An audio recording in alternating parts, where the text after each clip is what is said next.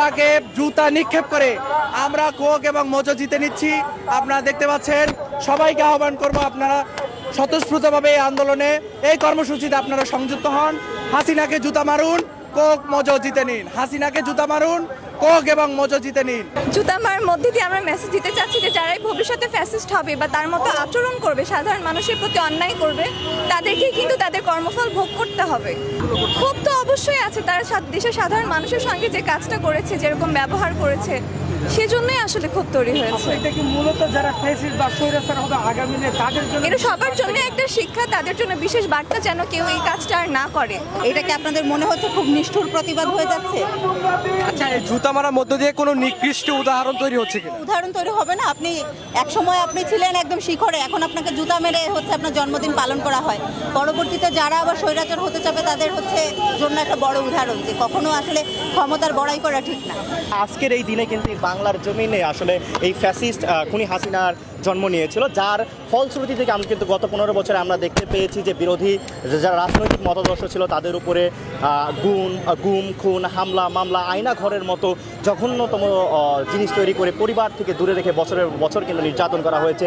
বিরোধী দল মতের মানুষকে ক্রসফায়ার করা, তাদেরকে বছরের পর বছর মিথ্যা মামলা দিয়ে হয়রানি করা, এছাড়াও এই জুলাই গণ অভ্যুত্থানে শিক্ষার্থীদের উপর যে গণহত্যা চালিয়েছে, এর ফলে কিন্তু মানুষের মাঝে একটা ক্ষোভের তৈরি হয়েছে। সেই ক্ষোভের কিন্তু একটা বহিঃপ্রকাশ কিন্তু আমরা আজকের এই গণজোতা নিক্ষেপ কর্মসূচিতে বাংলাদেশের ছাত্র শ্রমিক জনতার কিন্তু একটা স্বতঃস্ফূর্ত অংশগ্রহণে কিন্তু আমরা লক্ষ্য করতে পেরেছি।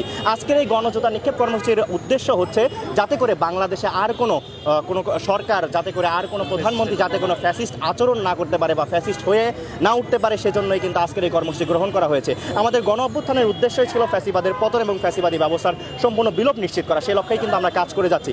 আমরা ইতিহাসে দৃষ্টান্ত স্থাপন করতে যাচ্ছি যে আসলে একজন ফ্যাসিস্টের শেষ পরিণতি আসলে কি হতে পারে। তিনি বাংলাদেশ থেকে পালিয়ে চলে গেছে, কিন্তু বাংলাদেশের মানুষের মাঝে যে ঘৃণা এবং ক্ষোভ রয়ে গেছে তারই কিন্তু আমরা বহিঃপ্রকাশ আমরা কিন্তু দেখতে পাচ্ছি এই গণজোতা নিক্ষেপ কর্মসূচির মাধ্যমে। আমরা এছাড়াও আরও দাবি করতে চাই, সেটা হচ্ছে তাকে দেশে নিয়ে এসে যেন তাকে বিচারের মুখোমুখি করা হয় এবং তার সর্বোচ্চ শাস্তি আমরা দাবি করছি।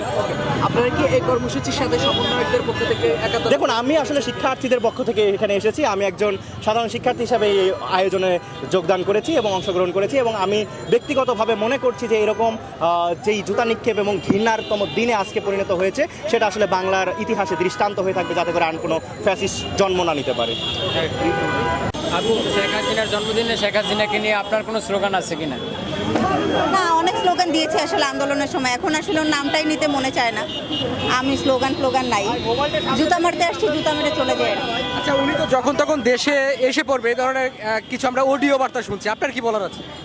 আমরা চাই উনি দেশে আসুক, কারণ এতগুলো দেশের হচ্ছে জনগণকে মেরে বিদেশে গিয়ে লুকিয়ে আছে, তাকে নিকৃষ্ট ভাবতাম, নিকৃষ্টতম হয়ে যাচ্ছে। আমরা চাই দেশে আসুক এবং তার বিচার হোক।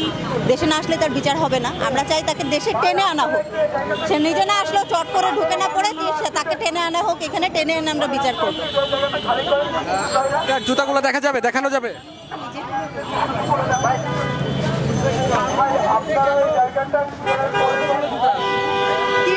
মতো আছে, 30-40টার মতো নিয়ে আসছি। দেখি বিভিন্ন রকম জুতা, আসলে সব থেকে ছেঁড়াগুলো আনছি। এই জুতাগুলো কি ভালো নাকি ছেঁড়া? না, এটা একদমই নিকৃষ্ট। ভালো ভালো কতগুলো বেছে রেখে আসছি, যেগুলো ফেলে দেওয়া হয়েছে ওর ভিতর ভালো ভালো ছিল, ওগুলো রেখে আসছি। যেগুলো একদমই নিকৃষ্ট ওটা নিয়ে আসছি নিকৃষ্ট মানুষকে মারার জন্য। জুতো নিয়ে আসছেন আপু, জুতো নিয়ে আসছেন?